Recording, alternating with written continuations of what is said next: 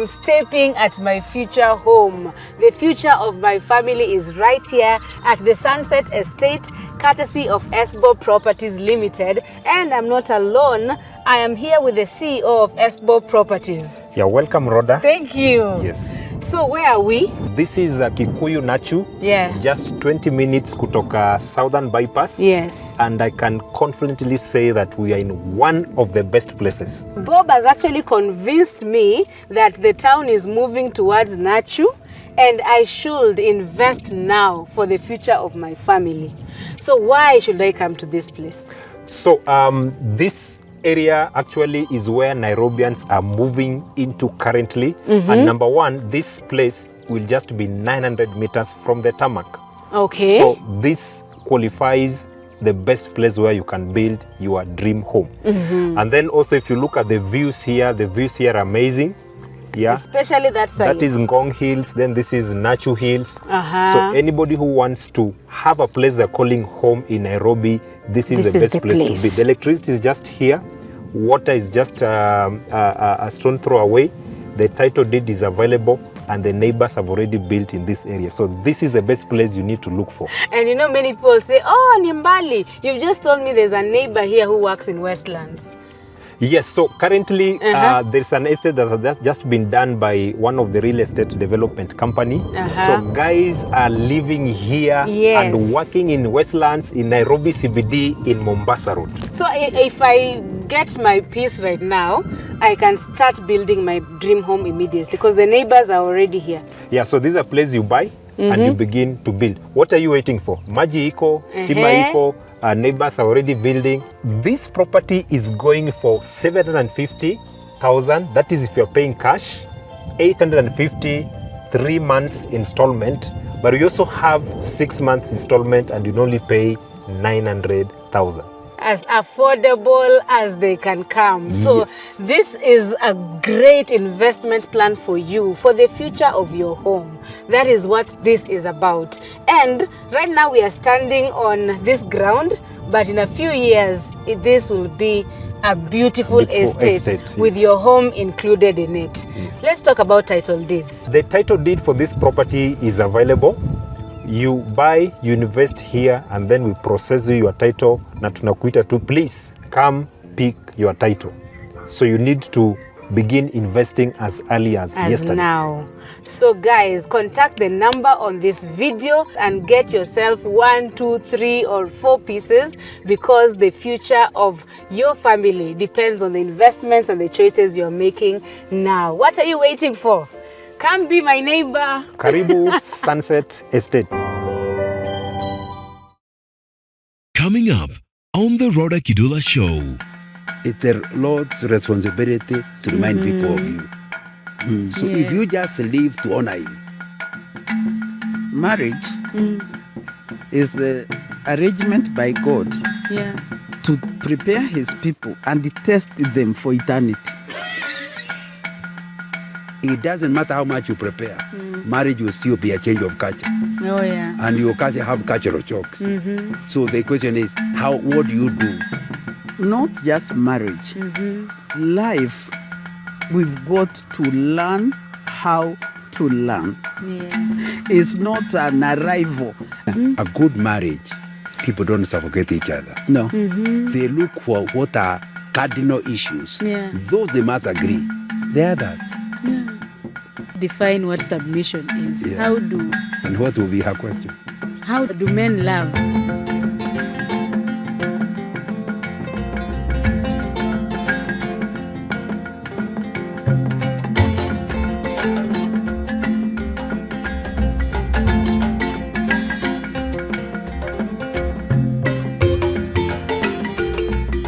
This is the Rodah Kidula Show. Hi there and welcome back. If you have been watching our videos, thank you so much for being part of this community that believes that God is still restoring, healing, and let me say directing our marriages. And there are actually people who are in healthy marriages in this generation. I don't know what you've been hearing, but we are here to remind you that marriage is still a good thing instituted by God. My name is Rawder Kidula. I'm excited for today's conversation.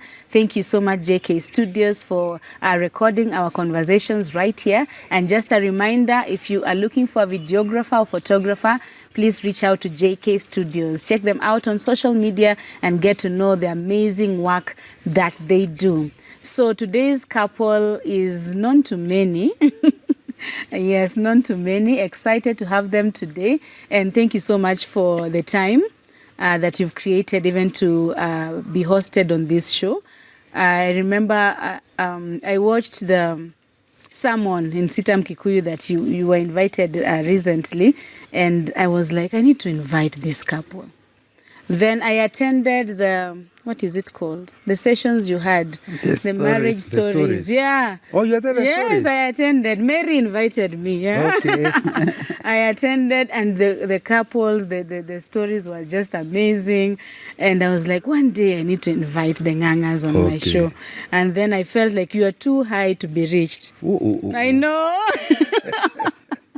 And so when I got your number and you were so warm, and I was like, oh, I was actually with Jemo when I was calling you. Okay. And I was telling Jemo, he has actually picked.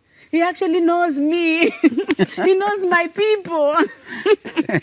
So I was very excited. No, Thank we have always you. admired Oh. you. Once we saw you and we realized you are connected with our friends, Yes. we watch you on Hope. Oh, thank you. Yes, Thank you so and much. And we are proud of the work you do. Thank you. That is really, really humbling. Yeah. So on this show, couples introduce each other. That's why I haven't even mentioned your names. So please introduce this lovely lady. This girl, Yeah. girl, Yes. because I'm a boy, Yes. so she must be a girl. A girl. Uh-huh. It's called Dr. Rebecca Nganga. Mm-hmm.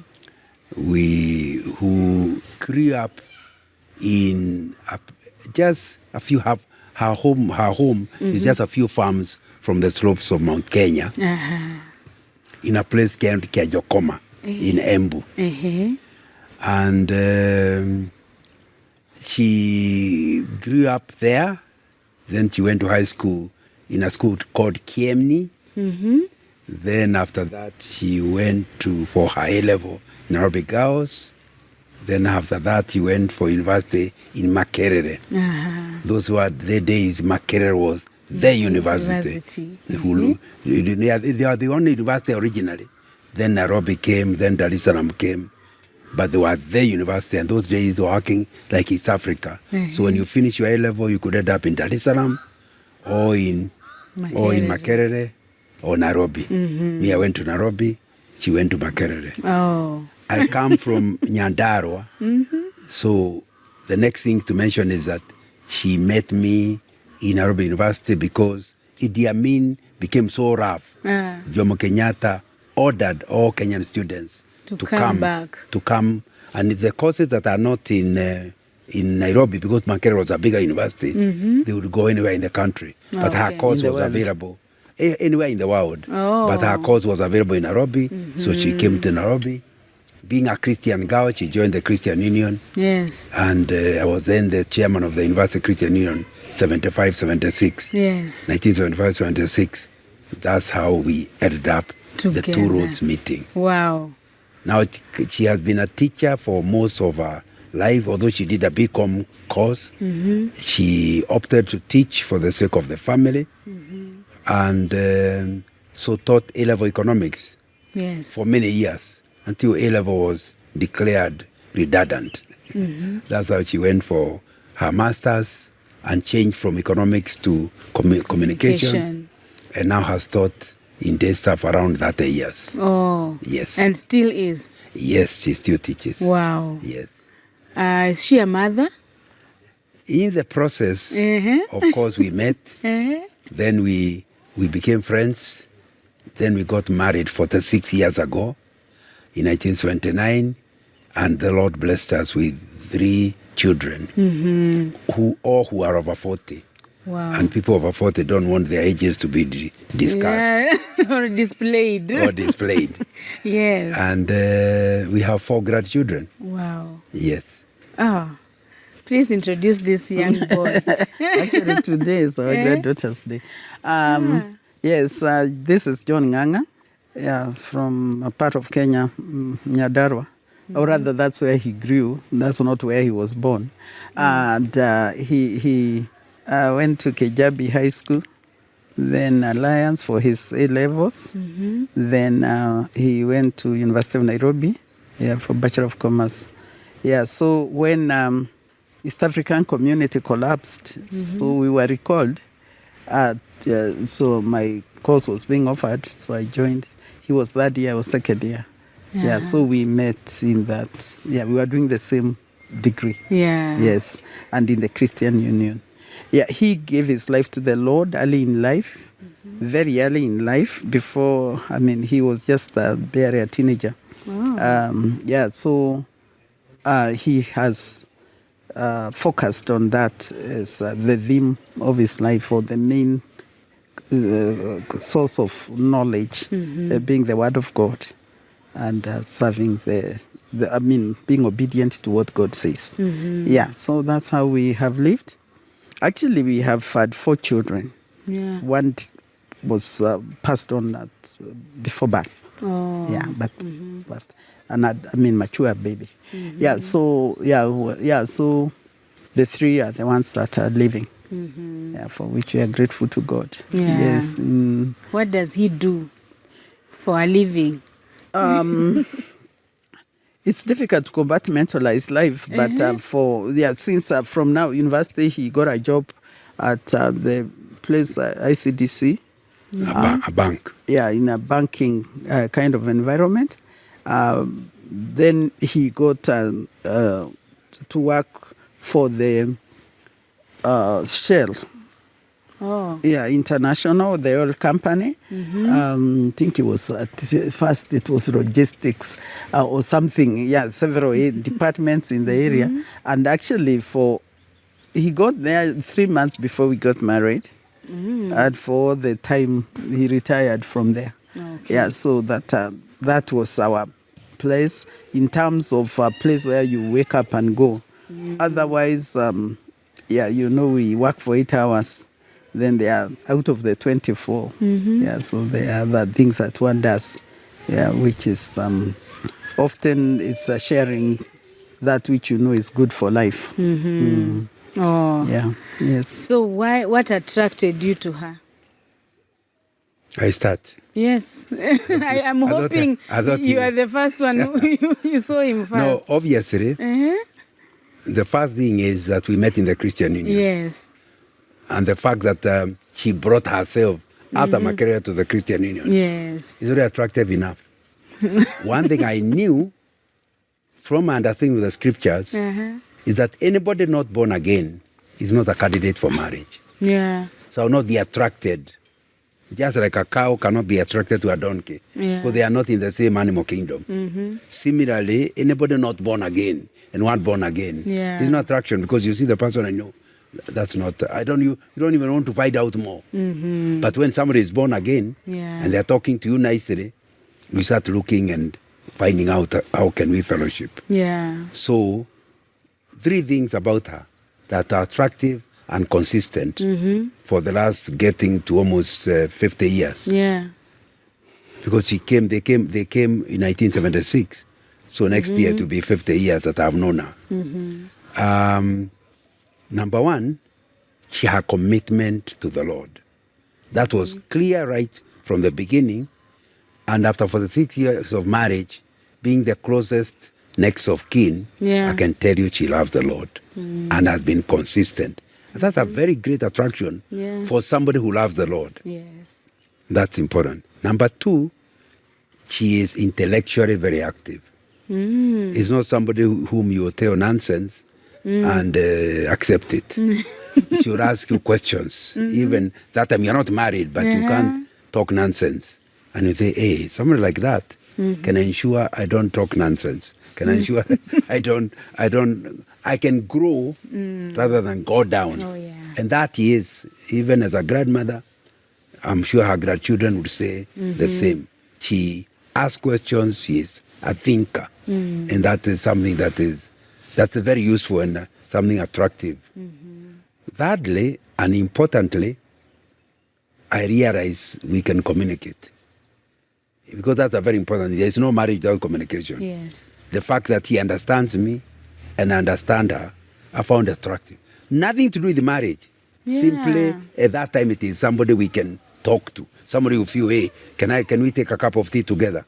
No strings attached. Yeah. That's how we got to talk, to know each other, whatever. And when we say cup of tea, we didn't have a lot of money, so it's basically it can be an ice cream or one thing, and we take and we say, "Aye, that person, if they stayed with them long term, I think that's not a bad idea." Oh. So even if there was no proposal, because we met in the campus, I left the campus. The proposal came after when I was already out of campus. Oh. Yes, but those getting to think this is somebody I can enjoy, whose come I can enjoy, is when we were still in campus. Oh. Yes. Why did you say yes to this CU chairman? I'm not even sure I saw him as CU chairman, though I had seen him. But you see, when you come from one place, you to know who is the chair, who is the secretary, it takes some time. But I must admit, I got born again as a primary school child, and so you by the time we meet, you've had a journey. Deep within me, praying, is marriage the Lord's will for me? And so literally, I remember one time reading a magazine, I think it was called Herald or something, and I saw someone saying... It's called Herald of His Coming. Yeah, so I remember reading an article that you can ask the Lord for what it is you long for. Yeah. So I started asking myself the kind of person I would love. Yes. And so as he says, the issue of faith was the point number one. Yeah, without that, there wouldn't be a movement. So, one thing, I had met people that were good, but didn't look genuine or deep in the Lord. They looked like they are mixed. So I started praying for someone who loves the Lord, full stop. So that you know, and they are committed to the cause of Christ. So when I met him, basically, I remember the time he caught my attention. I was in my room. I was actually sweeping there in the women halls of lessons, looking for a book that the teacher said we read, which they had read in first year when I was in Makerere. Yeah, so I didn't have the book. So when I saw him, because the secretary of the Christian Union was living on the same floor with me, so he was going to the secretary's place. So I thought, okay, he said he's a BCom. Yes. So he's likely to have the book or know where I can get. So I was looking for a book. Yeah. Yeah. So he told me he was going to get one because he knew who can have that book. So he went and brought me the book. And so we started talking. And for sure, within a short time, I saw he was genuine. He would invite me to go with him to preach wherever he's going. Yeah. And I mean, when you listen to what he's saying, it was you are in agreement. We are together. Yeah. So to a large extent, I saw we were together in terms of agreeing and also desired destination of spending eternity with Christ. And so living a life that honors Christ. So that's what I saw in him. Yeah, and that's what really, I must admit, was one of the attractions. But praying clearly, very deeply, is this you, Lord? Yes. Yeah. Oh, then the two of you get married. On 1st September 1979.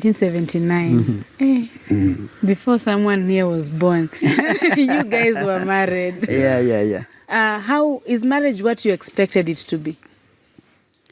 Start with that. You know, there is a way in the recent past, there is a mindset where there seems like a marriage is something out there and life is out there. Yes. There is something that I'm still trying to synchronize. Yeah, because I don't know. I think to me you live.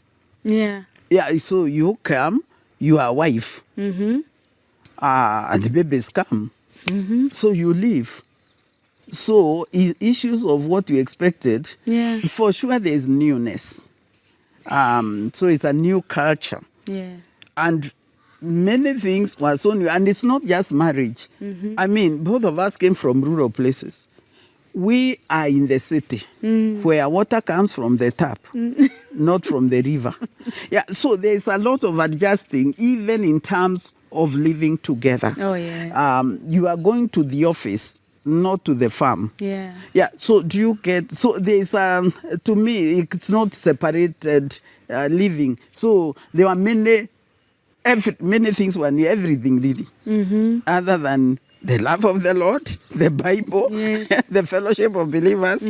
Otherwise, everything was new. We are living in a new house, in a new estate, very, very complex. People, like I remember one of my relatives came to visit me. He couldn't not tell where the house is, and he couldn't tell how to get out. After leaving our house, I mean, after he has been lost. He doesn't know. Yeah, so I met him, and it was such a relief. Yeah, because he can't tell where the house is, and he can't tell how to get out. Yeah, so now, do you see this newness? Yes. Yeah, so there was fun in this new culture. Yeah, and certainly some challenges. Yeah. Why, do you think you were ready to be a wife? Were you ready? I'm not so sure. I wasn't. Ask me whether I was ready to be a Form 1. Form 1? Yeah, because I went to a new culture.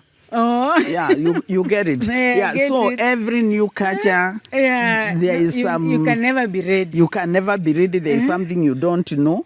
You might think you are ready, but you are actually not ready. But I mean, issue of being ready, I'm not even sure what is to be ready.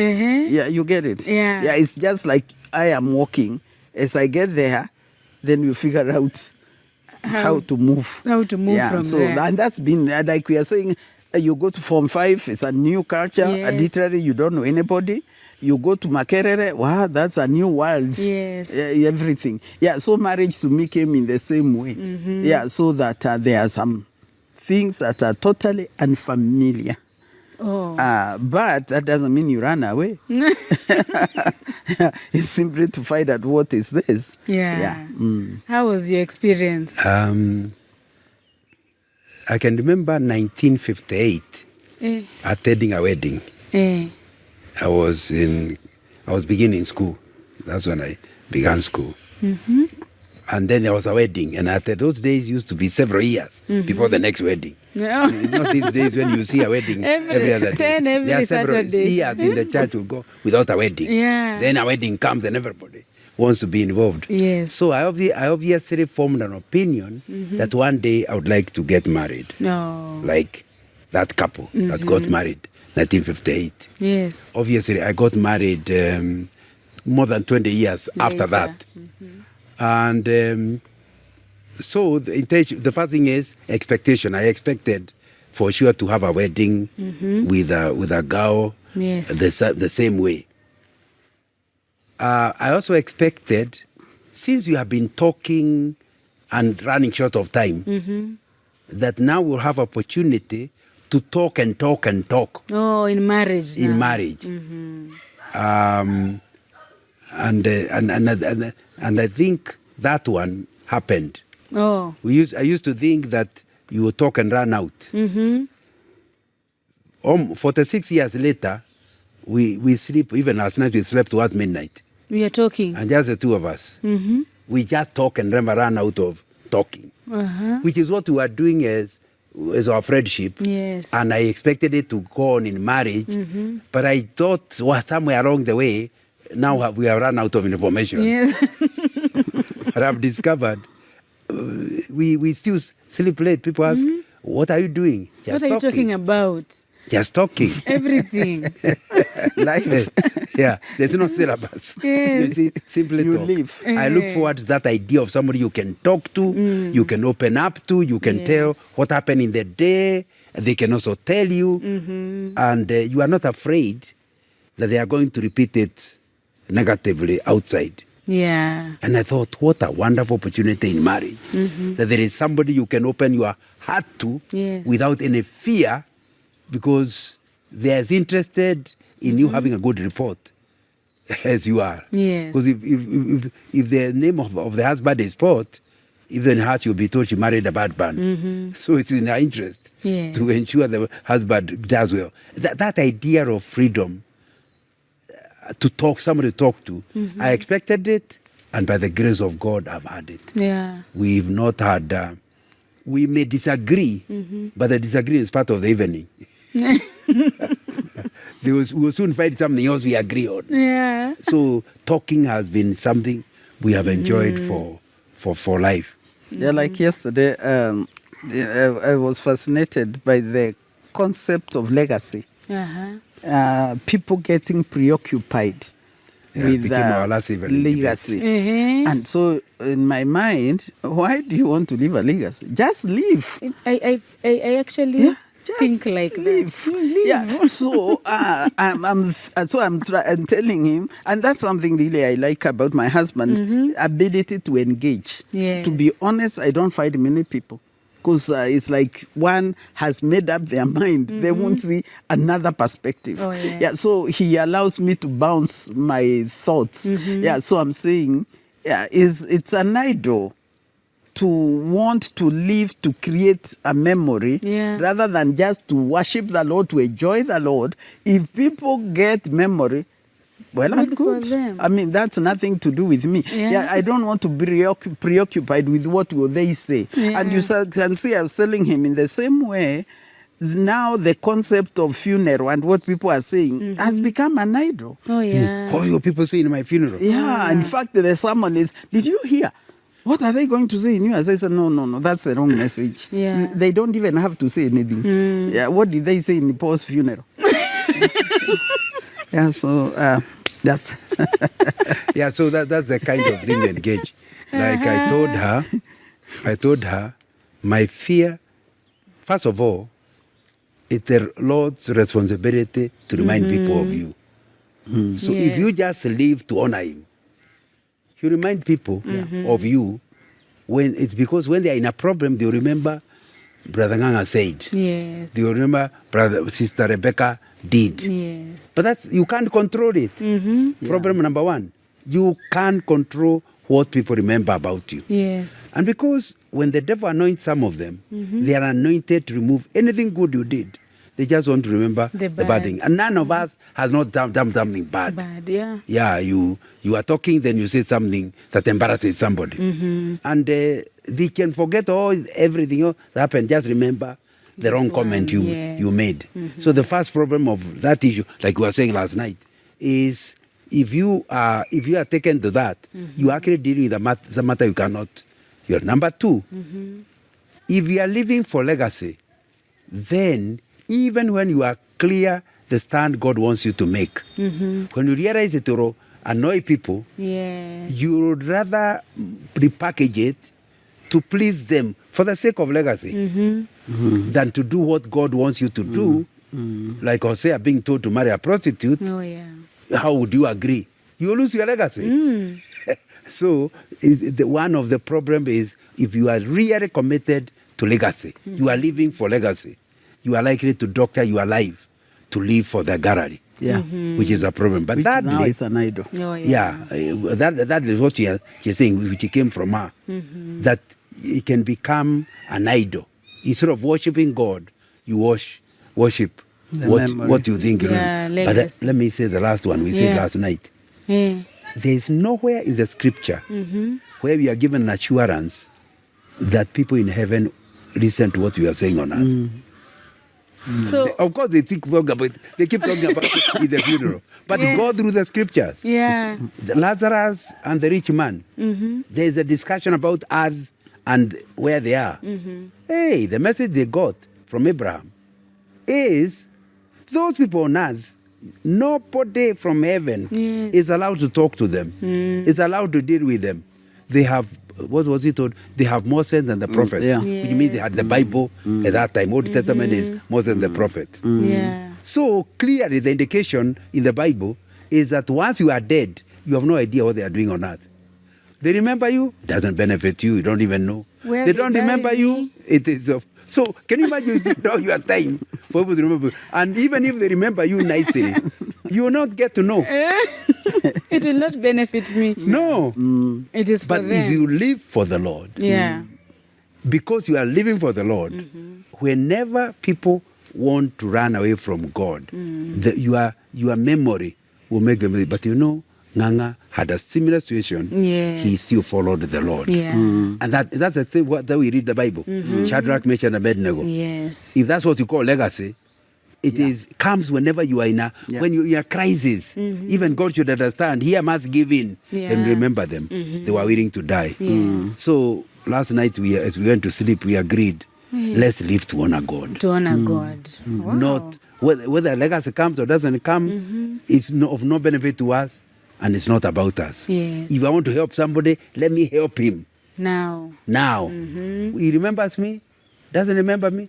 And anyway, what is worse, the two of us have discovered. If we help people when they are in real need, they don't want to remember us. And I quoted Psalms 7 verse 3.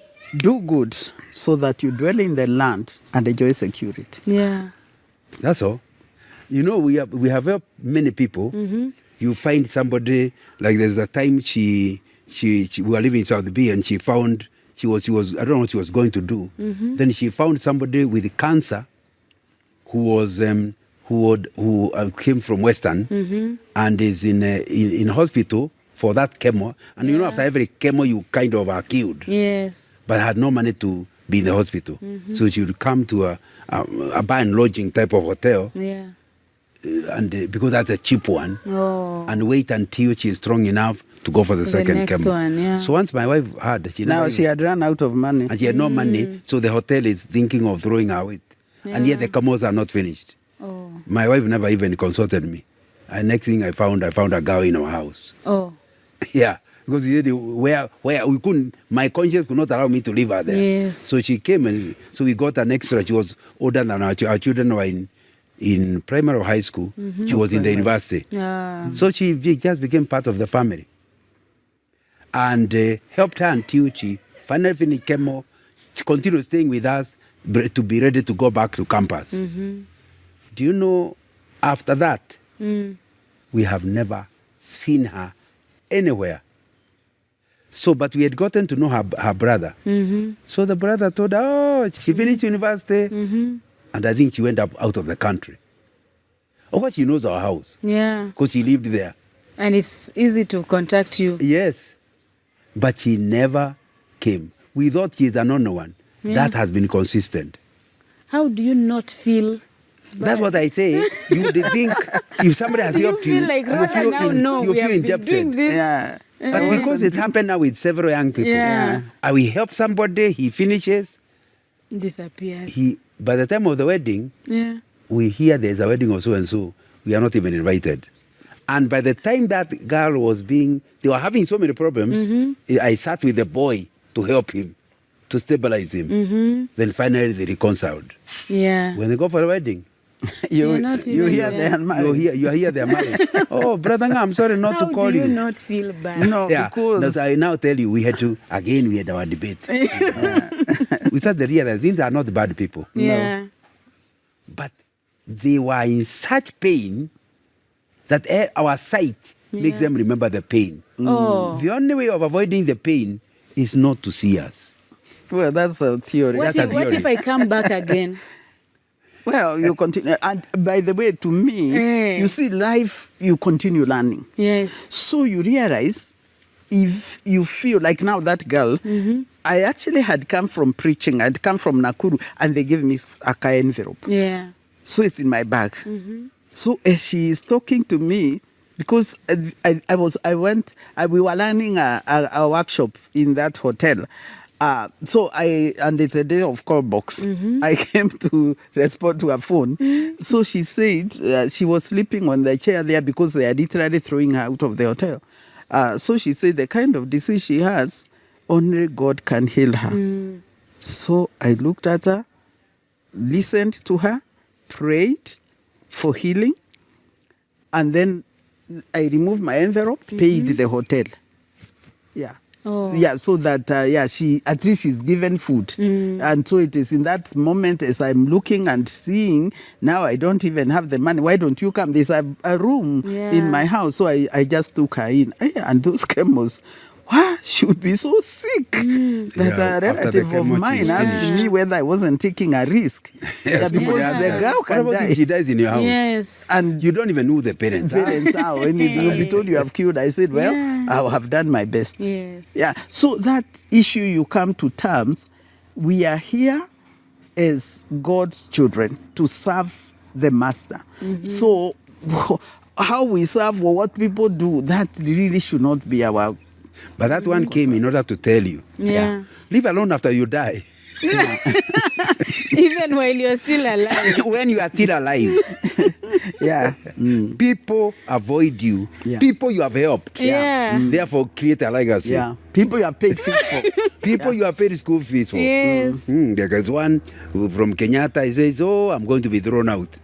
So I pay school fees for them. Yes. When they leave, They don't tell you they are tell us. graduating. No. Finally, they don't even want to see you. Finally, they work in Nairobi. Yeah. They slept in this house that time when we were helping. Yeah. That one has never been here. Yeah. He only came that time he needed school fees. You have not answered me. So the question we are answering is no Because the legacy. Bible- Don't go to the legacy. Because you can even be forgotten when you are still alive. Yeah. So Why do to you start not- working for after you die, and you already know people forget. So, but you know, It's a like you have heard my deception. wife say, Yeah. there's a testimony. Yeah. You feel such a sense of thank you, God, you have me to do it. Yeah. There's something it gives you. You sleep like a child. What other benefit you want? And you already can feel God's witness. Yeah. That what you did is good. Good. He is happy with you. Don't worry whether the one you helped is happy with you or not. Not. You did So your if you part. start helping people so that you leave a legacy, you'll be disappointed before you die. Yeah. Yeah. If you're not better to wait till you die, even you are still here. Oh. And it's been consistent. So we now know. We continue helping people, and now we help people with the knowledge. The very fact that we have helped them at a difficult time is the very reason why they will not remember us. Yeah. They will not want to remember us. Wow. We were talking about talking. You guys talk a lot. That's where it came from. Yeah, that's where it came from. You better allow her to question. Yeah. We were answering the question that we Yeah, talk. answering the question Oh, but that then I was the we one talking. Yeah, we talk. And then he gave me the example No, of it's okay. talking. That's something I expected, Yeah. and it's one of You've the actually values. given us an example of how you talk. Yes. You've been talking for 46 years. Yeah. And so that's something I expected, and I've seen it too. You've seen it. And I would tell every young person, Yeah. that's what you should look forward to in a marriage. So if already you cannot communicate before the wedding, Yeah. please delay it. Because one of the biggest deliverable of a marriage Yeah. is somebody you can open your heart to. True. Yeah. So if you marry somebody who is just a housemate, Yeah. that's not marriage. That's not marriage. Except if God has another purpose. Except Pray if you are for Hosea. God. If you are Hosea, that's a different matter. Yeah, God leads You you. heard directly from the Lord. Yeah, and then we have personality differences. Oh, yeah. So there are people who do not want a lot of talking. And by the way, when we talk That's about okay. communication, it's not that the person is talkative. Yes. It may be one person, if the one who is talkative has somebody to listen. Oh, Yeah, yeah. And the sure one they who is can not listen. talkative is happy to have somebody who can talk. Yeah. So it's still a communication. Communicating. The other thing I thought was something I look forward to in marriage, Yeah. and it's still true, is to have somebody with whom we can create a home. Wow. Because the scriptures don't allow you to get children in other ways. Yes. So therefore, as you are looking at that person, you have to ask, if God were to give us children, is he somebody who can be a father to my children? Is he somebody who can be a mother to my children? And have who can care for children? Because you see, they are part of the visitors who come and go. The children. Yes. And so, for sure, if we didn't get any child, it would have dealt a blow to that matter. But now I have discovered, whereas I was happy we got children, I had the wrong view because I attached too much value to children in marriage. Now I've discovered, whether you get them or don't get them, they are just visitors. They must stay 20 years, they leave. Yours have all left. Not really, we can't say that. One can put it in different language. They are visitors, but they are the next of kin. They are still next of kin. Relatives. They do but if the Lord answers your prayer, like he did for my mother, I came to Nairobi and left her. Like he did for mother, she left Embu and we made together. That's what we pray for our children. So they cannot stay with you. They cannot by nature and be yet there they can long also term. stay with you. So it needs to be understood. And of course, yes. But when they do, you don't feel very happy. If you are looking after them and they are in their 40s, you still have to do it, but you are not too happy. So I discovered on that particular issue, because you're asking us expectations and what happened. Reality. Is I learned children are important. Yes. But the marriage is complete with or without children. Oh. Yes. And the reason I argue like that is because I discovered if you tie yourself to the children, you will refuse them flying to wherever God is sending them. You keep complaining, you left us, not to act and ground them. If our parents had done that, we would have had a lot of challenges. So you must get children if God gives you, but you must not fail to enjoy this talking together because you are taking children as part of your marriage. If they come, they are welcome. But you must be ready to enjoy your marriage without children. And let's be clear. Even if you get them, let's be clear, they will leave. And if they don't leave, you are more of a minority. In the majority of cases, they will leave. If you never learn to enjoy each other's culture. In our culture. We need to be careful. In our culture. Of course, she's communication and culture. Yes. But you still give her viewpoint on it. If you actually don't assess that, the moment they leave home, you not know how to talk to each other. You forgot when they were there. You forgot to relate with one another. And yet, better be clear. If you marry at 25 and you die at 85, you have been married for 60 years. Yes. Out of those 60, only 20 will you have been with children. The other 40, they are not there. So can you see your marriage to be tied up to children has a challenge? So that's something I look at that way. This way, my view has changed with the time. But let's hear what her view is. Yes, what is the question to the expectations on marriage? We are seeing expectations and reality. Do you want me to continue? No, you want to give your view on that? I think, because okay. I'm sure one of the questions I want to ask is, how do you cope with differences? Oh, yes. Like my husband is 3 points. What I mean, sometimes I get bored with these 3 points. Like, can you leave? I think there's something I want to tell you about living together when you are two different people. And history. Of course, we live within a culture.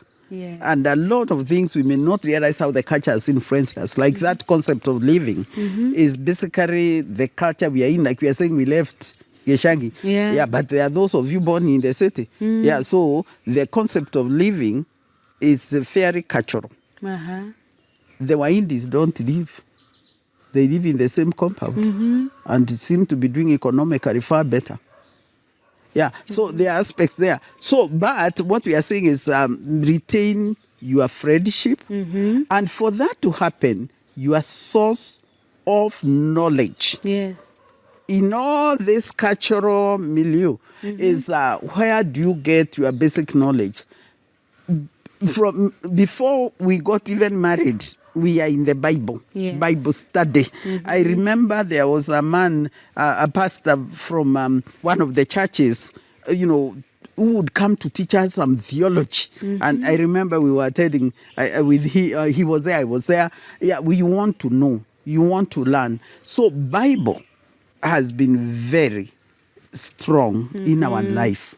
We have had Bible studies, or rather fellowship, Bible study with whatever the environment we are in. We read it together, read it alone. Yeah, so that literally, like Joshua chapter 1, said verse 8 or 9, that this book of law shall not depart out of your mouth. You meditate on it so that you have good success and prosperity. So we've lived that path. I memorized it when I was in high school. So I prayed and want to live it. So the information you use is very important. It's not just media. Media is not where you get your information. Yes. You need to go, what does the word of God say? And so in this aspect, then there's a prayer.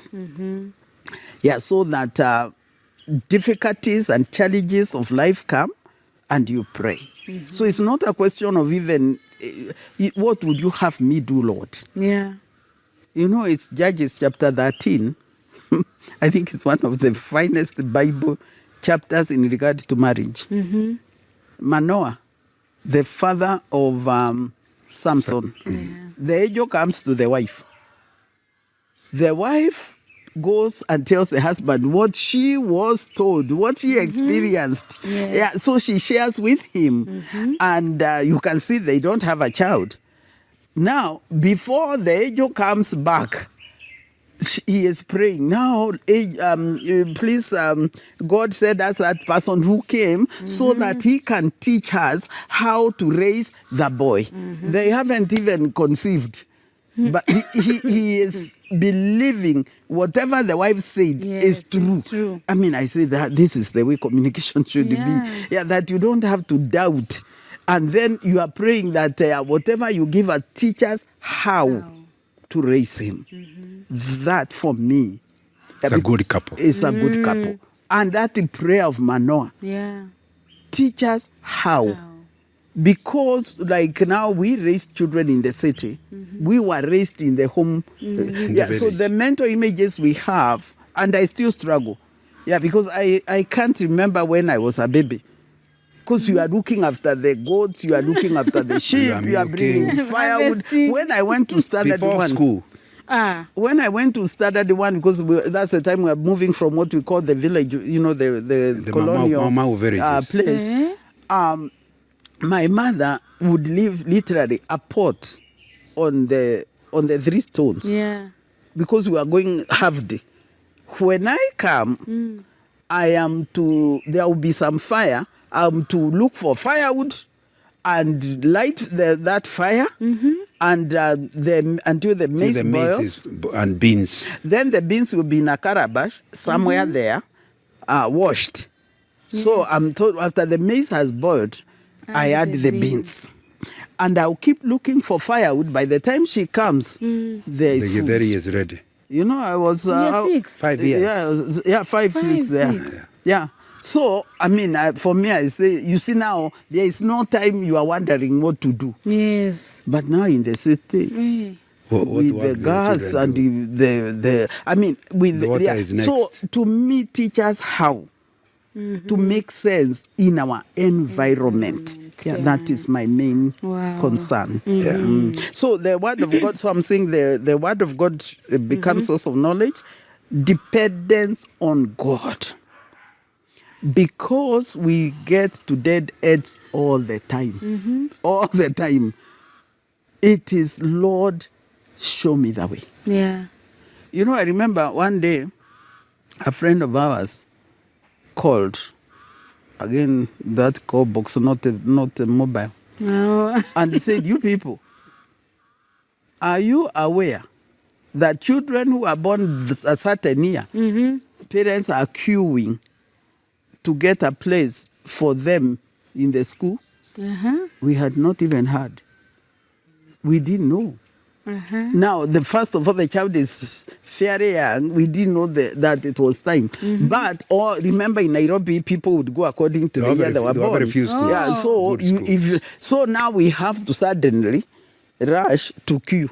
Yeah. And now question is, which are the good schools?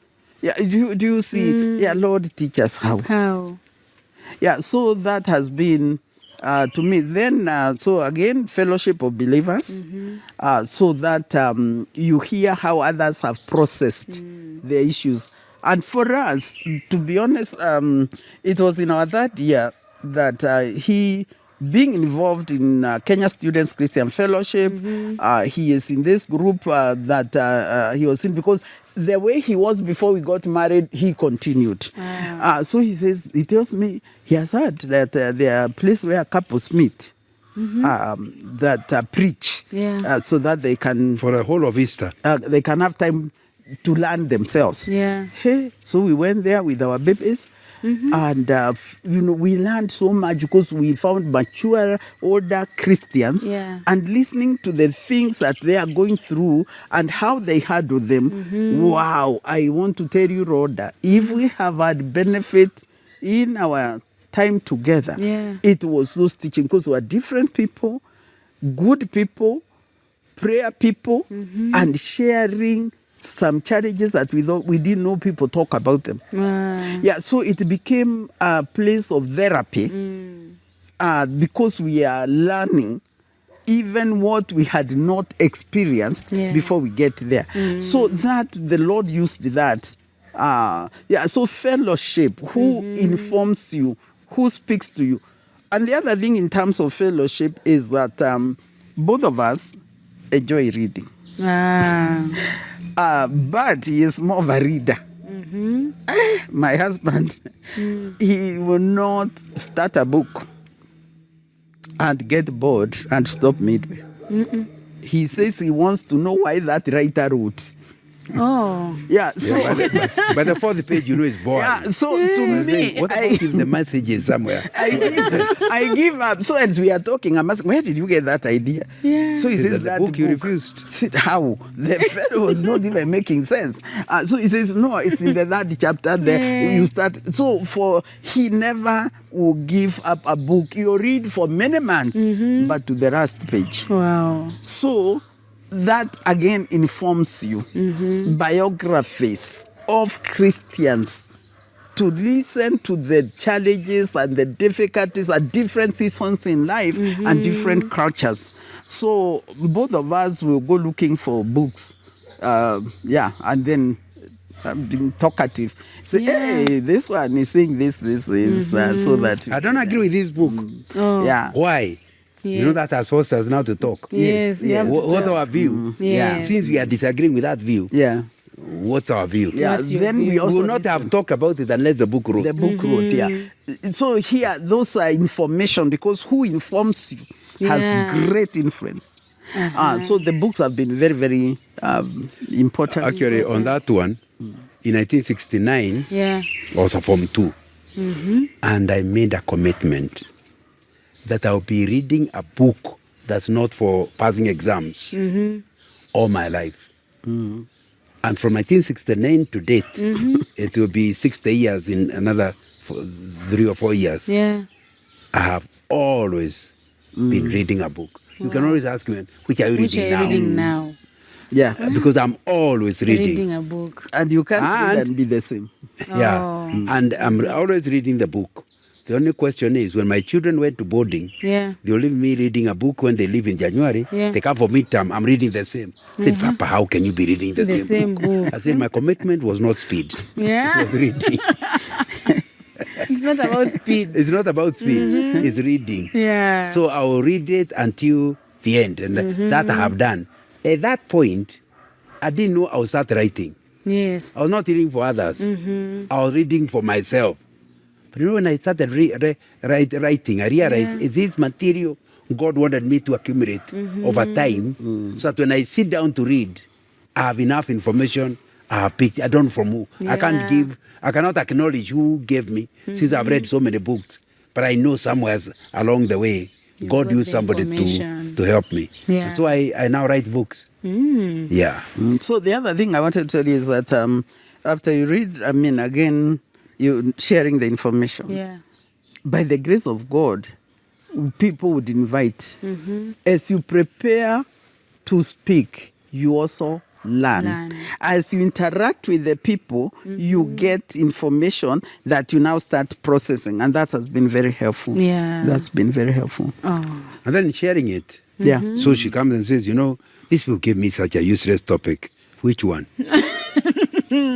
So we start saying, and sometimes you are given a topic you have no idea. Not useless, difficult. Difficult subject. And you wonder what to do. So in our discussion, have you thought about this? Have you thought about this? Have you thought? And if she goes, she comes and brings. Like now, I'm not in Desta. Yeah. She will go to the library. If she hears there's a topic I'm struggling with, she just bring a book. Says, Or a cassette. Can you check? Or a cassette. In the days of cassette, Yes. we borrowed many cassettes. Or rather, she borrowed for me from Desta. Cassettes. Yeah. And I finally have material so that although I'm the one speaking, it's really her who helped me to get the material. That's why she keeps saying that some of the books, some of them were her textbooks when she was doing her master's. Oh. I say, she is reading for exams. Yeah. Me, I say, this is a good book. It becomes my next book I'm reading. So we are preaching somewhere, and she says, where did you get that idea from? Say, that book. She passed the exam. She doesn't know where the idea came from. But for me, since I was reading for my value, knowledge, when I'm now speaking, it's what I'm quoting. And so books have really been useful in our discussion. Wow. Yes. I have a gift for your teen daughter. Sorry to interrupt the conversation. My name is Rawder Kidula, and I present to you this book for my beautiful teen girl. It's a gift challenging the teen girl to have godly values. It talks about many issues that they go through and inspires them to be better teens. See details on the screen of how you can get it. Thank you. You've been married for 46 years. Yeah. What would you tell someone who is struggling in marriage? 2 years, they want out. Yeah, I will tell you something. Yeah. Marriage is the arrangement by God to prepare his people and test them for eternity. For me, I have the definition of marriage. for me, to go through marriage and still be sane, it's just like having teenagers, and you are still normal when they have past that stage. Now you are a mature person. Yeah, so marriage in my mind, one, God creates people, male and female. He set them up. Yes. Because they can't look at life the same way. No. I am still struggling and getting disappointed about a man, good man, that God gave me that has refused to change. And become more feminine. Yeah, because you see, what he should See be like. things from a woman's point of view. After 46 years, After 46 years, there are things that he has still not changed. Yes. And I know it's getting worse. It's getting worse. So what I'm saying is... Have you stopped trying? No. I haven't fully stopped, although I must, at our 10th year, is when first I realized about the struggle. Yeah. There's at times you are struggling and you are not clear what it is. He met his friend and they are talking about, about our marriage. Yeah, we got married at the same time. So when he comes and tells me what they discuss with the friend, I was very unhappy. Me, do you see women don't change? Yeah, he says this. And what did you say? I agreed with him. She was so unhappy with me. What is it we are discussing? So now, I started realizing, wow, you need to face the reality. These people are not changing. Yes. So that's the first setup by God. Yeah. To test people. by giving them, to making different notes. He knows he created them different, Yeah. then tell them to stay together. They don't think the same way, and yet you have to cope. Yeah. The other things is that certainly you don't come from the same home. Background, Yeah, so my mentor image is from my childhood.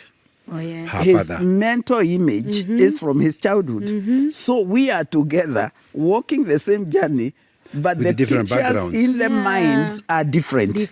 Yeah, so anyway, let me say, I realized that same God I knew Yes. in my childhood and in my youth is God even today. Today. So prayer, when things would be hard, when you are not understood, prayer has been and continue to be my place to run. I mean, the living God, I don't know what I would be without him. So to me, the key issue is the lordship of Christ. Yeah. Where you love him, know him, trust him, and like the Bible says, don't be anxious, tell him. For example, one of the things I quickly faced when we got married is finances. Because there are people who need fees, and that you are able to support them. So And I it came means- from a poorer background than hers. Yeah. So it means you just don't have Our enough. salary Yeah. has to go to help my brothers Yeah. and sister. Yeah. Yes. So we are left with nothing to Nothing. cook. Yeah, so I mean, Because we we are we are Supporting we are family. really really struggling. Yeah. And I mean, of course, before you realize, it's like, how long do we live like this? How long now is this? So then you say, Lord, show us the way. I remember as at that time, the Lord manifests his power, and you realize he is with you. Yeah. He provides. He brings peace. Yeah, but it is literally, you have to be intentional. That we are not, I mean, the issue is that we are not here to jump out if it doesn't work. Yeah. Is to figure out what do we do. Yes. So like one of those miracles that took place, and it's, somewhere where you see the sign of God's presence. I remember we are living in a rental house, and one day the landlord, who we were paying very On time. yeah. So it got one day before he was at our door. I found that so irritating. Surely we feed you all the time, and we haven't proved to be people that you cannot trust. Yeah, so I felt, no, I don't want to pay this person. After all, we are paying your mortgage. Yes. He was also of that idea, and he was even very good at explaining. So I remember praying that God would give us our house. Yeah. But I didn't know now how we don't even have the money. Yeah. So, but those romantic moments of life, we are two of us and we are friends. Yes. So they used to work on Saturdays. I wasn't working. I would come by bus, go to his place of work around 12:30. Yeah. Those days, Saturday was a working day. Yeah. Oh. Yes. So we go home together. Yes. Sometimes we could take some chips, or just, being You together. have no child, so You are you're just looking enjoying for together. So he tells me, there were houses that were advertised on mortgage, but unfortunately today was the deadline. So he said, where? Where are they getting? So he told me, he said, let's go. Yeah. This is but unfortunately the time has gone. But let's go. Let's go. Since we are simply walking. Yeah. So and you are in that friendship mode. Yeah. Yeah. So we went, and for sure by the time we got there, it was The guy, one. the fellow guy that was closing the gate. It's The gate. closing Said, the okay, since you are closing, let's close when I'm Yeah, here. so we are there. So he says, okay, come in. Yeah, so we So he went, closed as we entered. So we went, filled the form, And you know, we were located. That's how we ended up in South Beam, Palensville. Yeah. Oh. So, I mean, you see the heart of God. Yes. So in this difficulty, Because he had a good mortgage instead of focusing on the difficulty, where is God in it? I think that's a very important principle. Yeah. If we are talking about these people who are breaking up quickly, one of the reasons is they are seeing each other as opposition. Competition. If, for example, you are having to pay the school fees of one of the two parties, the siblings, do not see him as the one who is causing it. No. So he's not the mother and the father of the children. Yeah. You have just happened to be born there. Let the two of us team up. Say, how do we handle, which we did even before we got married. Yeah. That's one of my responsibility. I'm paying school fees. If we get married, how shall we tackle it? Yes. So we agreed.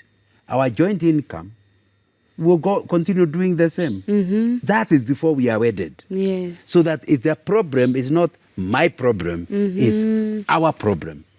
And we see how are we going to do it. That's something young people are failing. They see, okay, you go to visit and your father-in-law, your mother-in-law, let me remove the father. Yeah. Is that rude to your wife? Yes. Your wife gets so annoyed. You come back to Nairobi. Your wife can't talk to you. Why? You are bad people. Yes. Surely, I'm not my mother. If you look at two of us, you can see we are different. Yes. Even our genes are different. Some of my genes came from my mother, some came from my father. Yes. Why are you thinking I am my mother? Why don't we change, the two of us deal with a mother who insulted a daughter-in-law? Yes. Then now it's not me versus you. It is the two of us versus the problem. Yeah. The moment you do that, both of you now don't feel nobody's become defensive. Because you're not asking your husband to be defensive. You are actually jointly saying how we deal with it. And that's something that has helped us in our marriage, to see what is it we are dealing with. Yeah. How can we bring it to an opposition, and we now see the two of us, how do you do it? Like one of the things I had to struggle with, because like I'm saying, differences will strike you. Yes. The issue is how do you handle it? Certainly, his brothers are not my brothers. They are brothers-in-law. There is patience with my own. There is forgiveness, for those I know. Yes. I remember this thing causing me inner struggle. But then as I was sitting there, looking at one of my children, it just kept dawned to me. Those are relatives of my daughter. Children, yeah. My brother. They are is permanent my relatives. Uncle. Yes. Yeah, they have the portion of their blood. Yes. So, what I do, like he's saying, if you don't educate them, they will still be your relatives. There will be uneducated uncles. So there will be uneducated uncles. You can't cut off. So I actually gained some patience, realizing that do whatever you can for the uplifting of your relatives, because they will be relatives of my children. Yes. Whichever blood relative. Blood For her, they are in-laws. Yeah. But my children, these are real blood relatives. Then I realized another thing now. His mother is not my mother. And there is a view that I can see is not my mother's view. Yes. I remember again, in fact, he may not know, but as I am sitting, first you have been angry. Yes. So you're asking yourself, now what do I do here? I realized, whichever way you turn, he is the son of his mother. Yes. And cannot be undone. This woman had this boy in her womb. Yes. Saw him as a baby. Bouncing baby boy. Yes. So you have to appreciate that.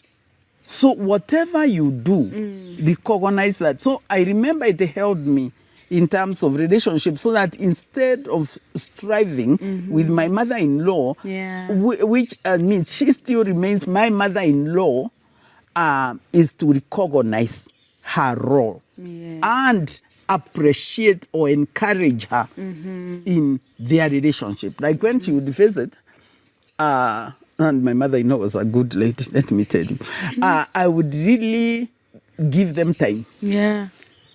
Because the stories we are discussing, I am not part they of happened before you ever came together. Yeah, so instead of If she starts striving, getting annoyed, Or sitting what are you talking there. about? I will cook for them, I will entertain them, I will serve them. Yeah, because serious. And it was the same thing with my mother. He is not part of that story, that exciting We are talking about Mama days. Those standard one things. Yeah. If I interfere with their remembrance, first of all, I destroy the mother of visiting the daughter. Yes. They are enjoying themselves. The connection. Do I have to become a problem? If I love my wife, shouldn't I be happy that she's enjoying the discussion? So shouldn't I be happy that I can facilitate their discussion? The discussion. So instead of getting annoyed by my mother-in-law, I realized her visit will rejuvenate my wife. Yes. And I'll be the beneficiary. Yes. So it's in my interest. Wow. So, and again, we will have had that discussion in this Christian Family Fellowship. You have read books. Yeah, so it's not... Let's give credit to also we call it CFF. Christian CFF. Families Fellowship. And it was there every Easter. All the years our children are growing up. Because our children are the ones who like it even more than us. Yeah. Because there was a program for couples and a program for pre-teens and a program for teens. Yeah, so that's one source of information. If you go to my bookshelf, I have a portion of in-laws. Oh. Yeah, because you see, this is a field I need to understand. What do other people say? Yeah. Yeah, so again, now you are invited. Then you are listening. Yeah, so that helps you. For me, there's this lady who said, be careful of a single story. Don't run your marriage on a single story. That you are told a man is a provider. Yeah. That's a single story. Yeah, listen to that. Yeah. And from whatever has made that, maybe read a book or something, and sure enough, if we are in hunting days, he sure will go hunting. But we must look at the environment in which we are. Living. We are employed. Yeah. The COVID comes, you lose jobs. Finances come from both sides. Yeah. Products miss market. Yeah. So what do we do? Yeah, so instead of, depending on single story, have a holistic view. Secondly, also have a view of why are we together? Yeah. Yeah, what is the purpose? Yeah, and then if we live this way, where are we headed? Yes. For example, like we are saying, we need a house. We need to pay mortgage. Here, you don't say my money or your money. The house is ours. You get it? We will live in it. If you insist on separate, you'll take a long time before you can afford a mortgage. Yes. Yeah. Oh, yeah. Because like now what they did is, once you apply, if you apply alone, only your money, your salary will be counted. Yes. If you apply both of you, they look at both for you to qualify for the loan. And I want to tell you, like that house, well, I think it put us at the lowest financial level. Yeah, because the basic money we are only raising 10%. But we sold everything, all my little post office books for savings when I was teaching after Form 6. To raise 10%. We put everything because you want this to happen. Yeah. And we are together.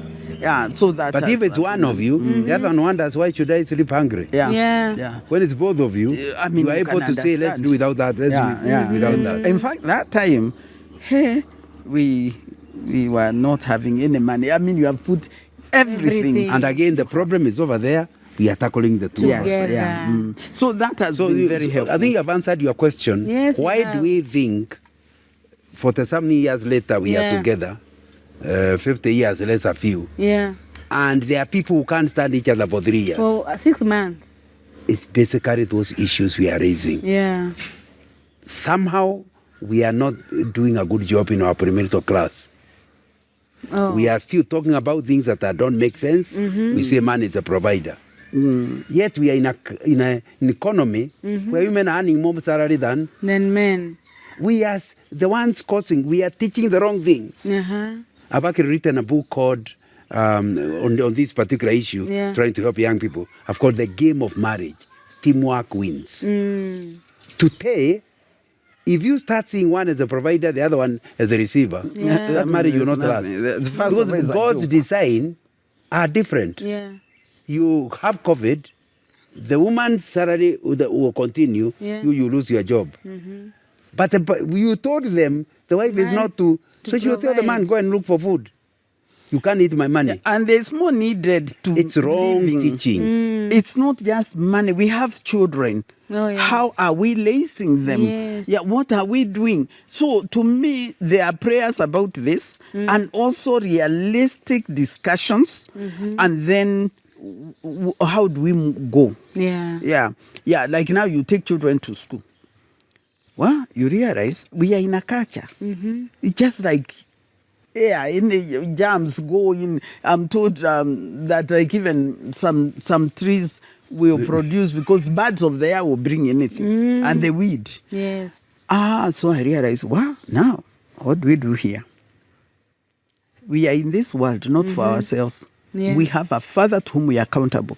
So you look for ways of influencing the values of the school. Befriend the teachers, the headmasters. I remember like one time I thought, okay, we are readers. Books influence people. The books people read, particularly those early years of life, form the picture of what life should be. Husband, wife, what books are they reading?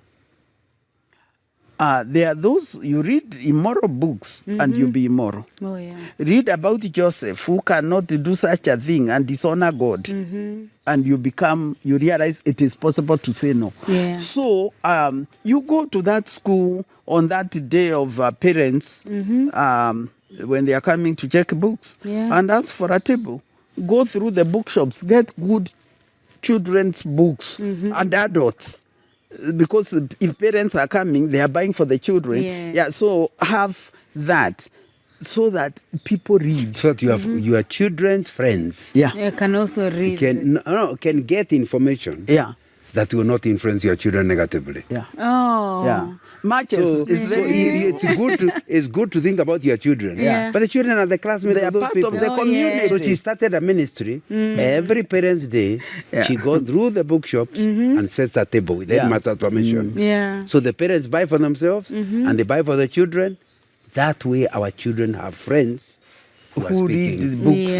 You go also, like now in one of those schools, you go to see fortunately we were in a school where the headmaster was a Christian. So the issue of Bible club. Realize there are no people teaching. The school has provided, but who is teaching? It's a working day. So you realize there's a university here. They are Christians. Hospital here is next this to part is of the campus. 30 minutes. This is 30 minutes. So you go talk to the students and have them speak to the children, to the Bible club. So the students, the Christian students are encouraged and the children are encouraged. So somehow we have to look at the larger society. We are told to go to the world to make disciples of all nations. It's not, a lot of our challenges in our marriages is too narrow. You have no mission, no purpose. It's just looking at each other. That's why you go for people. What shoe does she wear? What color does she? And say, well, now, what are those? What is your neighbor listening? Because the child of your neighbor will have influence on your child. So how can we befriend them? So to me, a lot of the challenges we're having where you're not staying together 6 months is because we haven't thought through. Who am I? Why did God save me? Why did God bring us together? Why did God put us in this community? So we must be continuously examining the environment and how to be witnesses of the living God wherever we are, whether it's a school, whether it's a community, and whether it's a church. You are not just a consumer. People of God are priests. They are kingdom.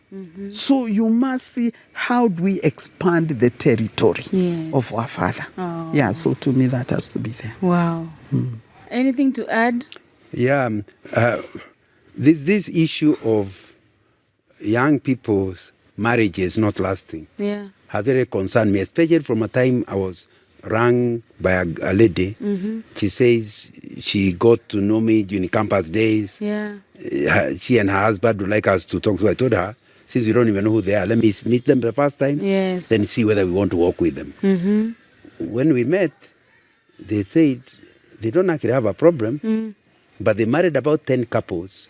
Half of them are no longer together. I said, how long ago? He said, 5 years.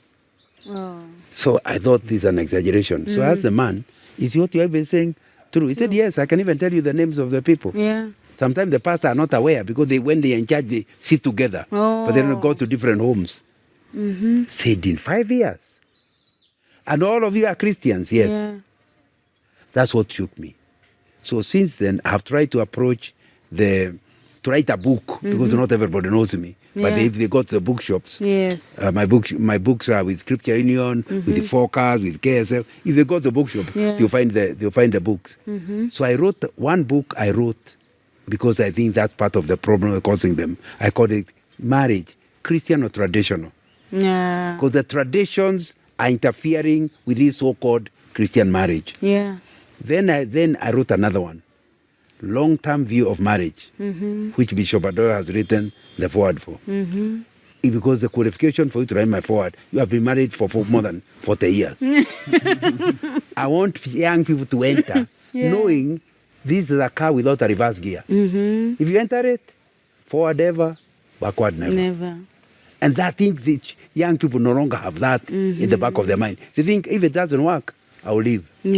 So my book is to emphasize the scriptures. If you want to go to heaven, part of the direction is staying in that marriage.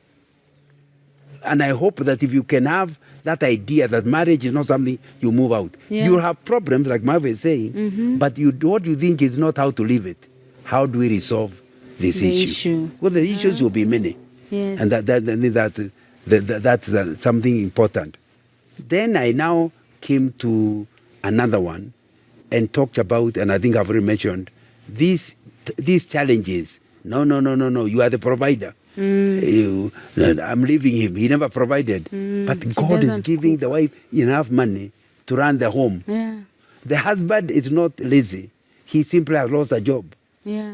Surely, what kind of a Christian do you call yourself when you throw away your wife and yet God has provided? Or you think your Sarah is not God who has provided? So I've written a book on that issue of game of marriage. Teamwork wins. If you start saying, no, it's you, it's me, you will kill your marriage.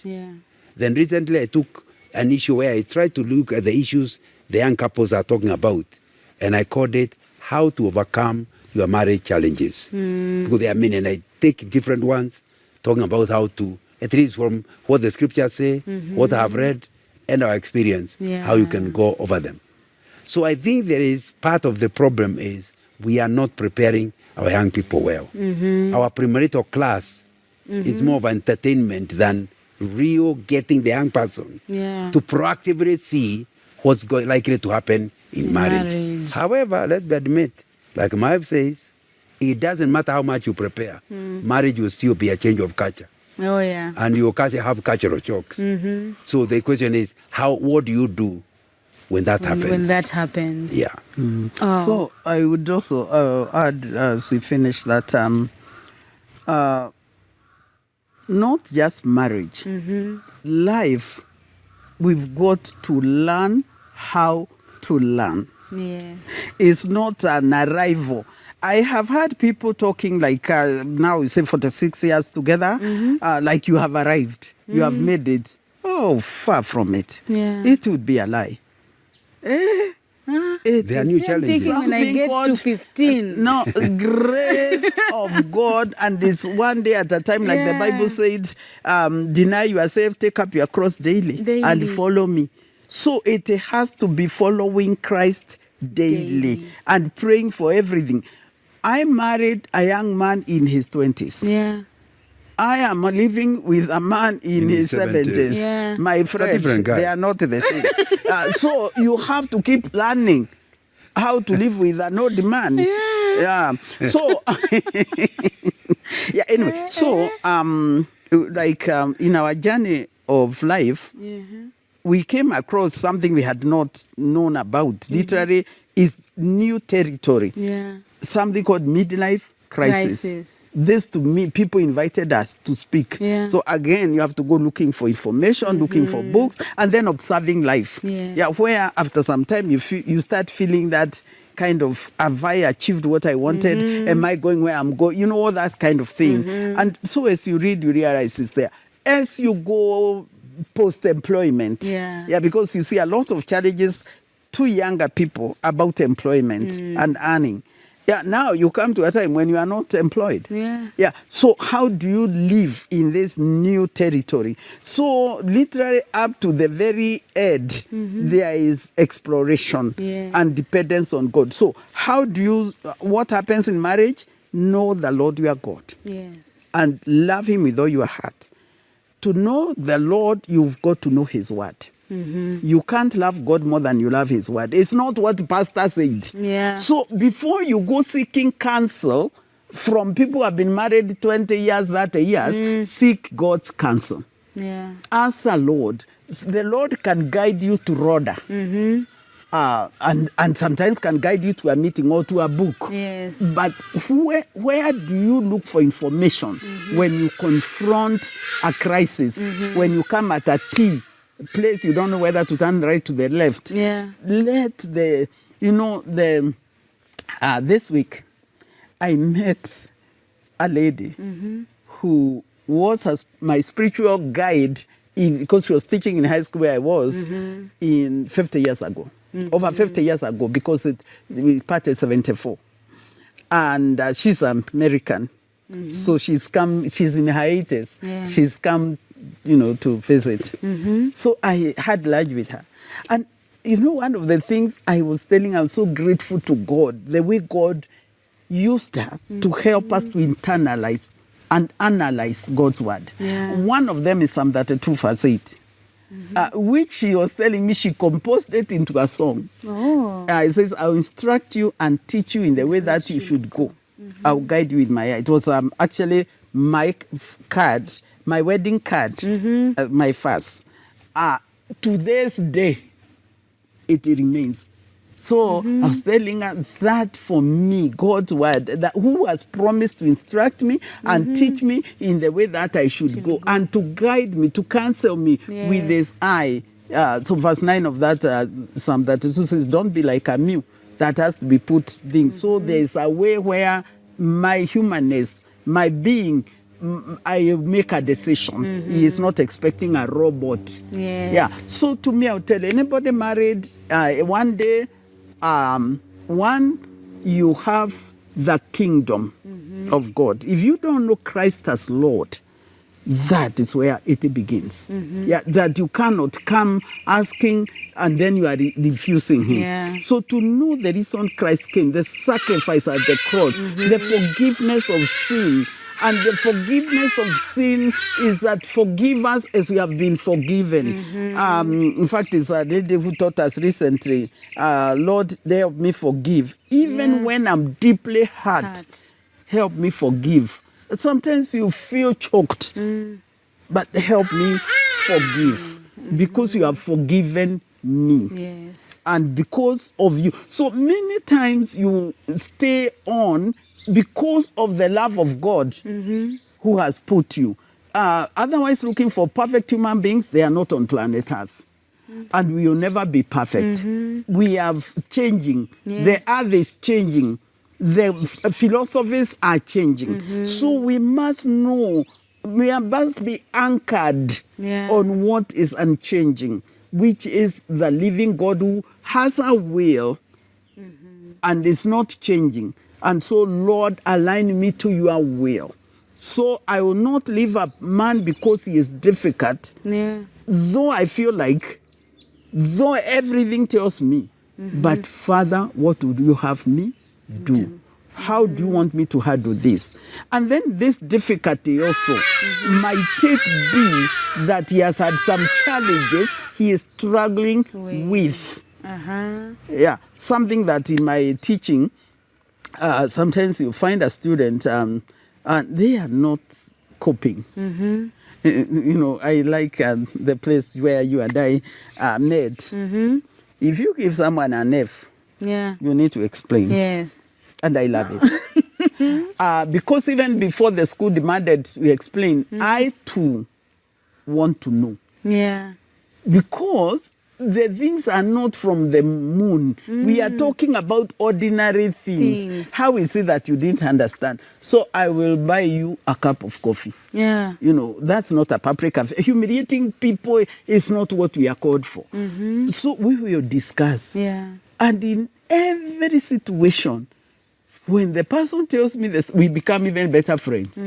Because they are telling me what they are struggling with. Something from the past, something in their present world. A father who is missing in their life. And they don't know who they are. So this concept is they are struggling with, which has made me have to read a lot about absent fathers or unknown fathers. Because they are different from dead fathers. Yeah, so, dead father is, I mean, the stories are there, the relatives are there, but unknown and identified. And then the person has a struggle. So working with them and helping them so that even if, how do we live? Yeah, that's what, even our spouses, it is not, why does he get angry? Or why does he hide information?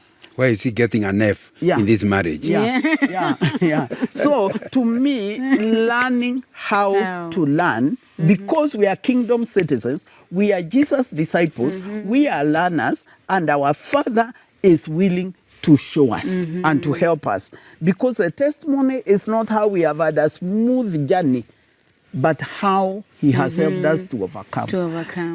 So my lady of 50 years told me that she was having somebody who's been married for 60 years and is struggling in her marriage.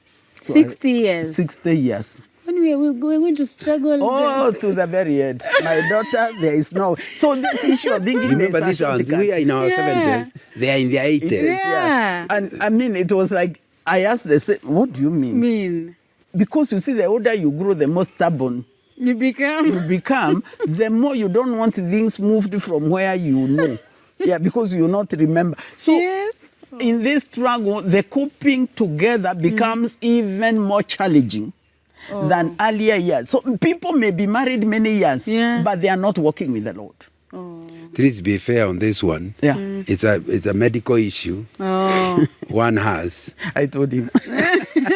And the other one feels moving houses because of that medical issue would destabilize him. So that's why this person goes to stay with somebody else so that the other one doesn't get destabilized.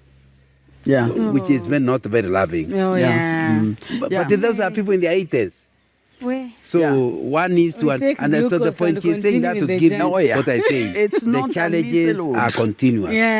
And there will be no time when those challenges will not be there. So the critical thing, if anybody is watching this video, is to know challenges will be there. The critical thing, have you as a couple discovered resolving mechanism, conflict resolution mechanisms? Have you agreed how to approach them? So that because they'll be there continuously, whenever they come, you have no problem. You identify the problem, you side with each other, and you talk about how to solve the problem. Together. And even when you don't agree with each other, you must remember the Lord gave you a lifetime assignment. So you must pray for one another. So that, like sometimes you have seen the weakness, and some people think they were brought into marriage to see the weakness of the other, which, like you say, you will see. But you have to ask yourself, why did you, Lord, allow me here? So sometimes God has chosen you to be the one. Therefore, pray for strength. Pray like the disciples of Jesus Christ in the book of Acts. Give us courage and boldness on how to engage in this issue. Yeah, well, sometimes, as I'm saying, talk to the Heavenly Father, let him guide you in the way that you should go. Because those hard moments, those disagreeing moments are the growth moments. Yeah. If we agree on everything, we are certainly not on a journey. Yeah, because we are on a journey, there is newness. Is it this way? Is it this way? And it's not always that we agree. And sometimes we will go the way we don't want to go. Yeah. Because for this journey, we need each other. Like one thing I'll tell you. My husband, now with this new technology, which I mean, as I'm saying, sincerely, we are learning every day, whether we like it or not. So now the pin came, the geography teacher. Yeah, because now you can go anywhere. Yeah. Now the thing to me is such a disturbance. Yeah, because you see, you touch the pin, you are the one driving. Sometimes you get, I mean, I want to have a mental picture of where I am going.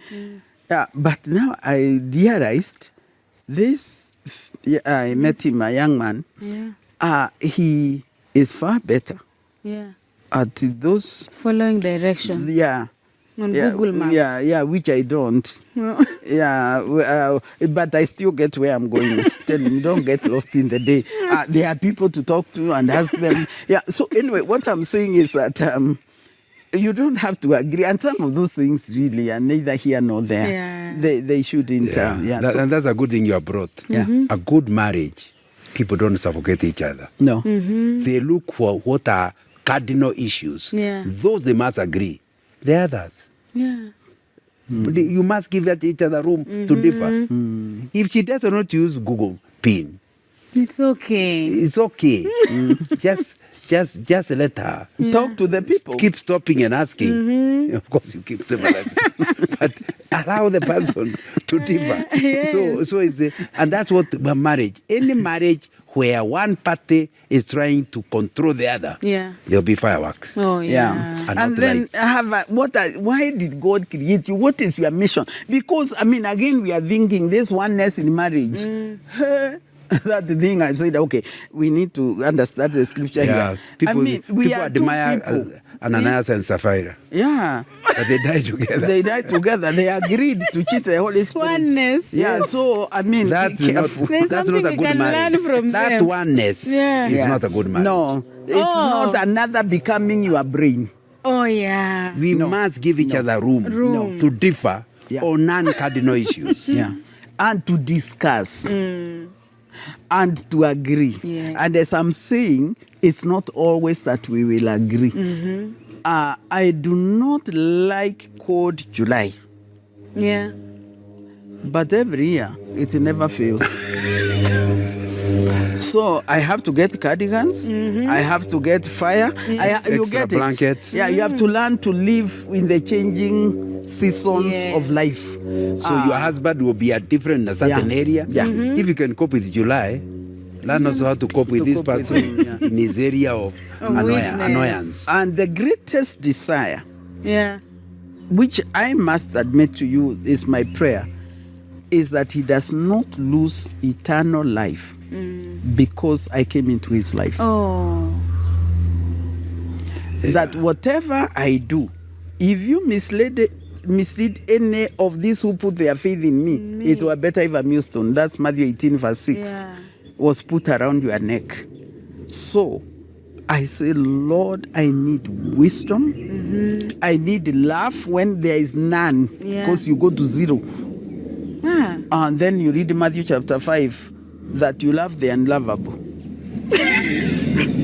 So we have to keep, Lord, help me to love. Because, I mean, we are together. Yeah. So it is this idea of assuming that there are people with what you are looking for out there. No. Soulmate. No, Soulmate. it is I met my what soulmate after I got married. No. This one I am with, Lord, teach me how to love him. Yeah. Even when to me it seems stubborn, like I'm seeing this male thing where he can't see. Yeah. Can't look at things from teach me a how woman's to point love of him. view. Yeah. After all these years. And then you see now with grandchildren, in-laws, and all that. Now you are in laws. So Lord help me to love. That if God brought this person, so you continually, for me, the time for prayer increases, the time of depending on God's word, with so much social media. Yeah. What does the word of God say? Yeah, so that... I have one question for you, then the final one for both of you. She is an empowered woman, educated, intelligent. PhD. Doctor, PhD holder, a whole doctor. Yeah. What do you tell men who are afraid of empowered women or educated women? 3 things. Yeah, 3 things.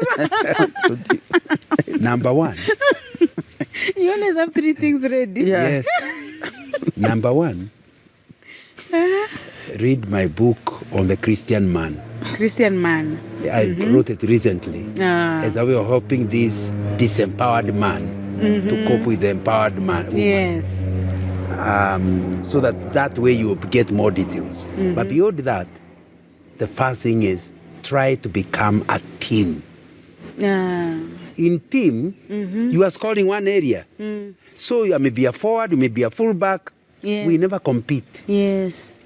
God never brought you a wife to compete with, but to complement. Oh, yes. There's a whole issue about complementing means there's a gift you have, there's another I have, we complement each other. Yes. So the more empowered she is, the more she will complement you.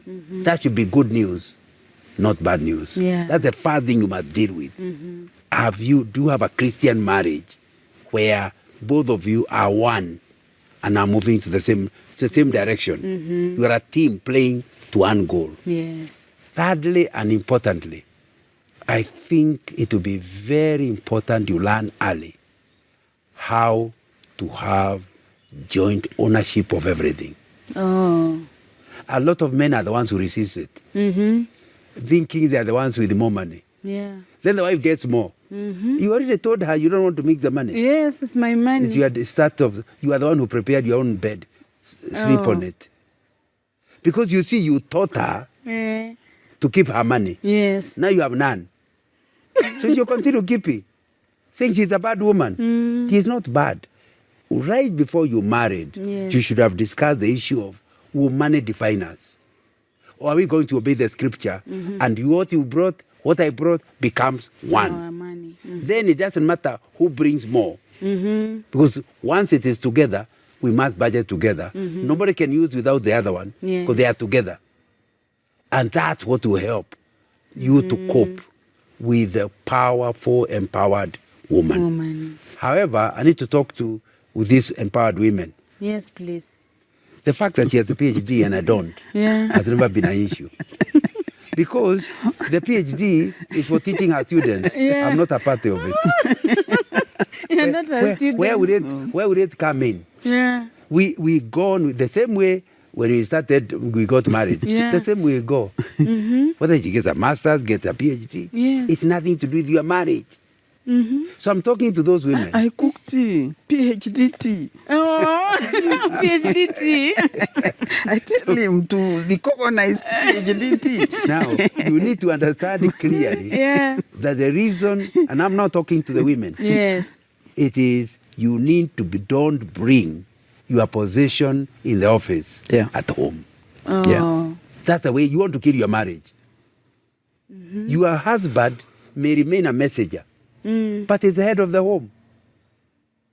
You are the president of Kenya, but at home, you are the wife. Unless you are not a Christian. Margaret Thatcher used to make breakfast for her husband. Yes, Margaret Thatcher was a prime minister of one of the most powerful countries of the world.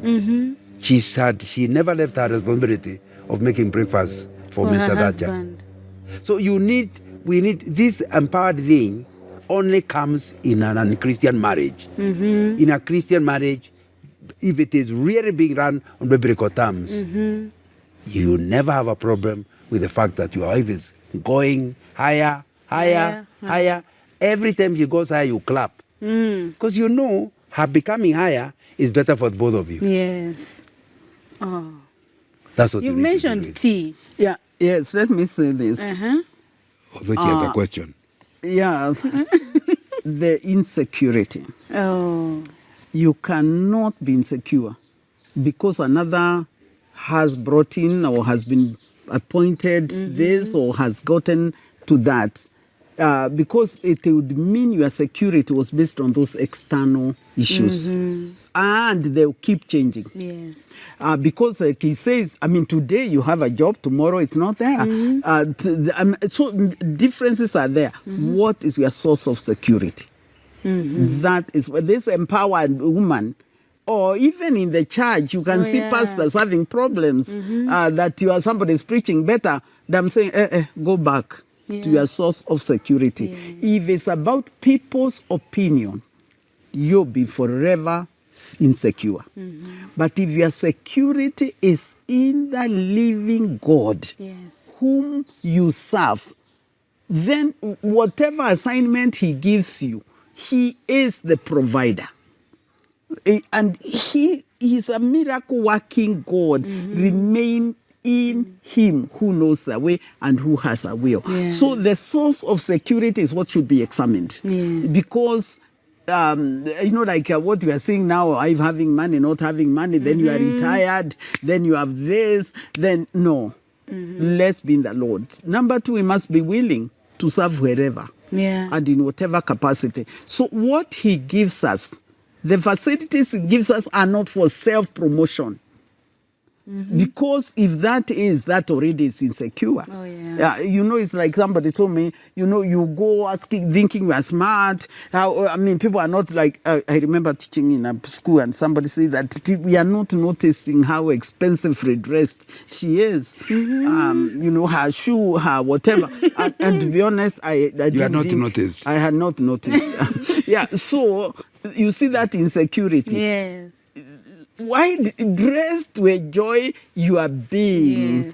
Represent the living God in whatever capacity. So this security coming from things, from people's opinion, from what you do and what people think about it, will make you insecure forever and you'll not serve the purposes of God.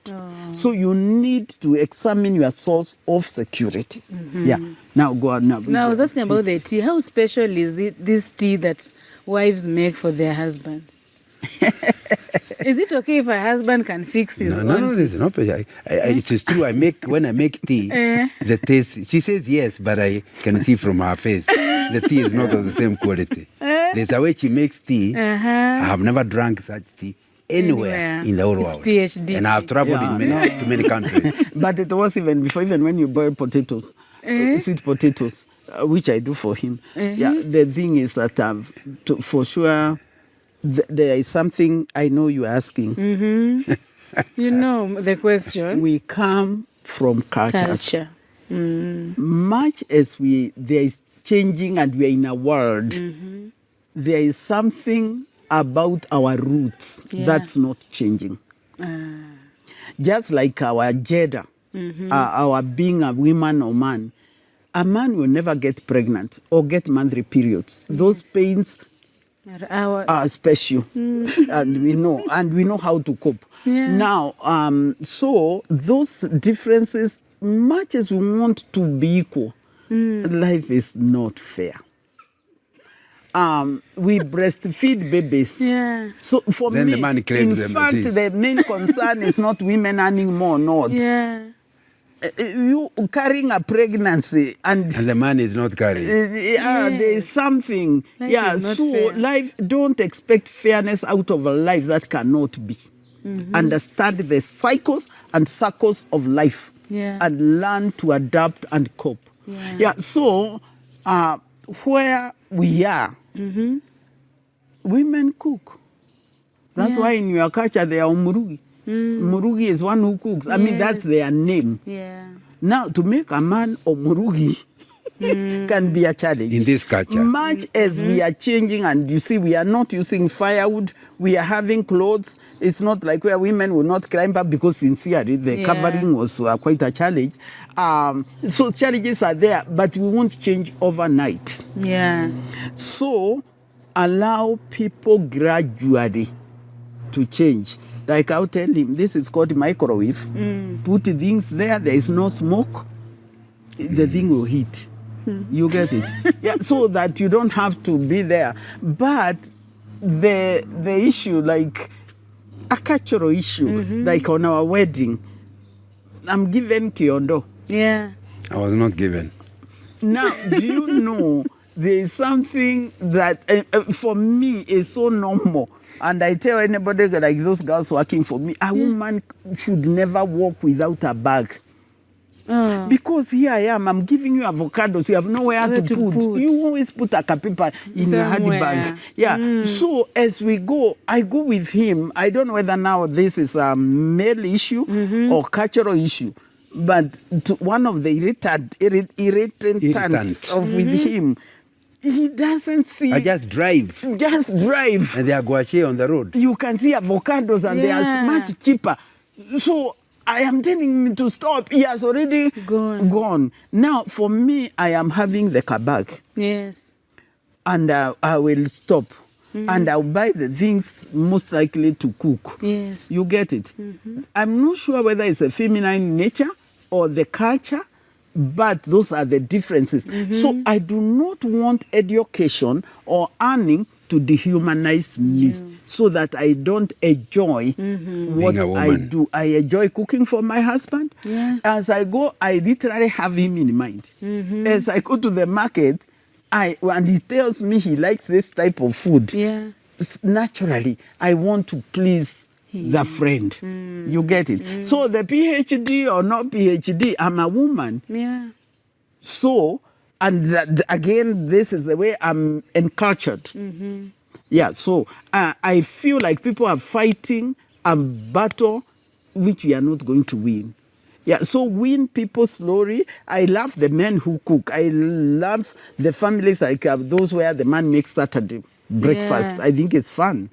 And that should be accepted. But don't force someone into to become being like the other husband. What he is not aware, I mean, he is not do. Yeah, so there's acceptance of the differences and learning to live there. So I don't know whether I've answered You have answered my T question. Yeah.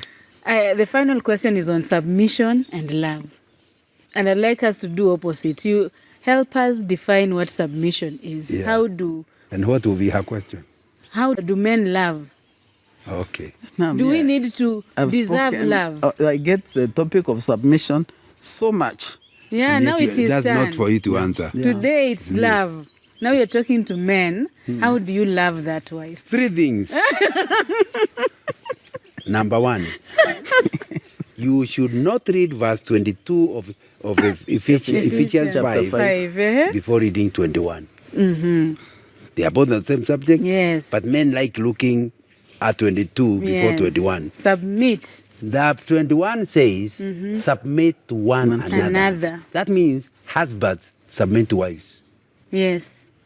And wives submit to husbands. Yes. So with that context of understanding, it's not one-sided. What does submit mean? Submit means that you allow the limelight to a person who may not necessarily have done the job.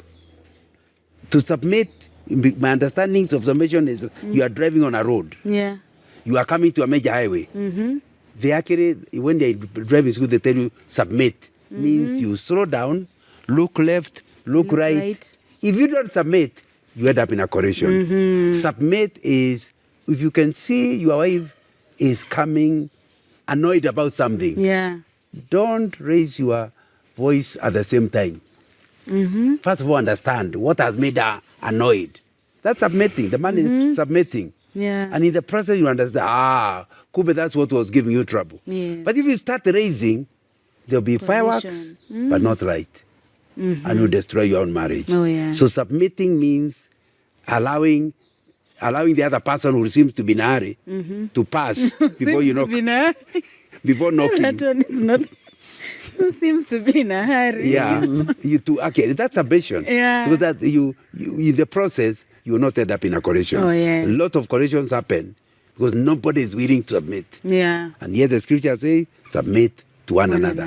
Number 2, when you're talking about submitting, it means listening. Submit is to listen. Give the other party enough time to explain themselves. If the husband is the head of the family and you don't even allow him to explain, I would like us to go to Kinagop. Why? What? Now, you are not submitting. If you allow him to explain, then there is time to say, by the way, thank you for that idea. Have you thought of this and this and this? That's a submissive wife. Allows you to talk and then suggest ways of improving what you have just said. It's not submission when you don't even give me time. Submit means listening. Thirdly, if I am talking about submitting, especially on Ephesians 5:21 and even 22, if you're actually submitting, it means willingness to go together. We debate where we are going, where we agree, you follow me. Let's be clear what it is not. Submitting is not accepting dictation. When a husband wants to call all the shots, that's not a person you are asking for submission. That's like dictator. In real submission, it's like a chairman of a meeting. There are 5 of you in the meeting. The chairman suggests, like for example, suggests, let's invite Brother Nganga to talk to us in next marriage seminar. Yes. Then the committee member says, but haven't you heard of Kidula? She is very good in this area. But the chairman says, I suggested Nganga. Nganga has been They married for 46 years. debate. People say, no. Between the two, I would rather Kidula comes. Yeah. You know, a good chairman will submit to the better. When a better idea comes, the good idea must give in. Yeah. So he will announce to the church that we, although he was not the one, we have said we are inviting Kidula. Yeah. That's how our home should run. Oh. That finally the idea may be the wife's idea, but the announcer is the chairman. The chairman. And he A says good husband knows that a good idea must give in to a better idea. And doesn't matter who God uses. Yeah. He can use either. Wow. Yeah. The men, how do they love us as Christ loved the church? Yeah, Yes. that's exactly. Now, let me tell you, that to me is the hardest assignment that we have, to love one another. Yeah. Actually, Christian faith is based on love. Love. Jesus told his disciples to love one another, for that's how the world will know you are my disciples. Yes. And so, for him to keep repeating it, it means it's not natural. Yeah. It means you have to be intentional. So for men to love you, it is where, what you have asked them about submission, now using English language, because I know when we speak our languages, it will not be the same. Yeah. There is a mission. So you are submitting to the mission. Of the couple. And even of being. Yeah, the God's mission for you. Yeah. And so our being together is of that big mission. Yeah. So submitting is like being loved means understanding of the mission and therefore giving space for each to play their role in this mission. Yeah, so it's like what he has said, you ability to listen to each other so that you see what is that I'm not getting or what are you saying. Don't assume you know. Yeah. Don't go by historical knowledge of what you have heard. Listen to how is this person speaking. Yeah. The generalization that women say, women these days, Yes. mine has a name. So let's recognize the uniqueness and the individuality. And the process can see, don't make someone be who they are not. Because in your mind, you'd want them to be another. Yeah. So allow them to be who they are, but also listen so that you are able to do. I like the thing that we learned in primary school. I learned it in standard 6, and our teacher, mathematics teacher, taught us board mass. Oh, yeah, board mass. Yeah.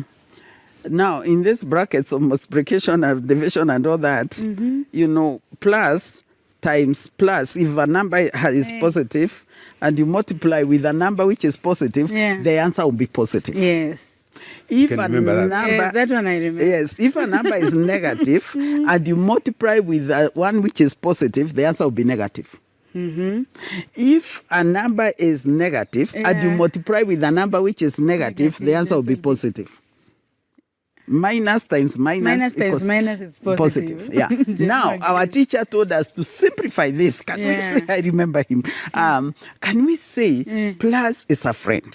Minus is an enemy. So a friend of a friend is a friend.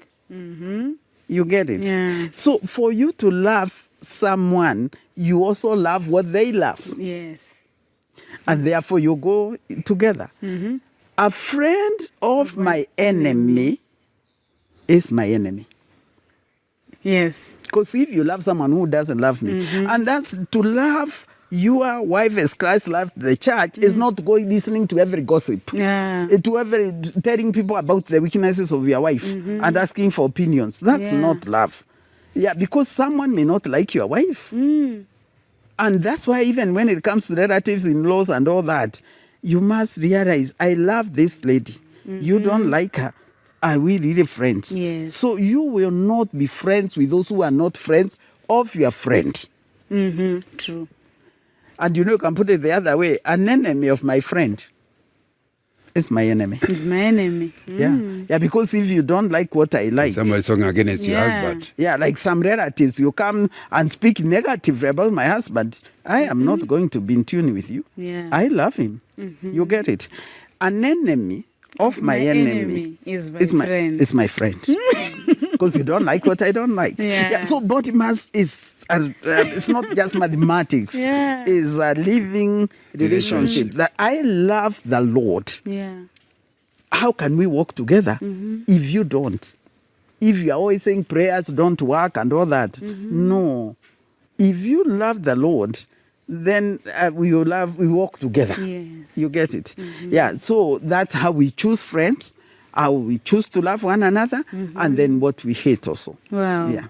This is the first time I've asked about submission and love, and you have not said wife submit to one another. You've not said husband love, let's love one another. First, let's love God. We love God. That's where the standard is. And once you love God, then submit and love your neighbor on your own. Who is your spouse. Not possible. We say marriage works. Complete the sentence. If it was a comma, what would you add? When marriage works, and I'm taking words from her, marriage works when marriage is biblical. Yeah. Wow. When Christ is Lord. When Christ is in the hearts of the man and the woman. Of that man. Yes. Wow. So the desire is to please Christ, is to be in Christ's will. Who says, when you go through the fire, I'll be with you. Let me tell you, marriage, like I'm saying, is a testing ground. There will be sicknesses. There will be shortages. There will be sudden changes. There will be so much, so that you need to be literally anchored on the word of God and to know that one who says, I'll never leave you, I'll never forsake you, is with you. Yeah. Wow. Yeah. Thank you for your time and thank you for your wisdom. This has been an amazing conversation. I have learned a lot. Hey, I thought when people get at 20, they now relax in the beach. We have known each other. I know you.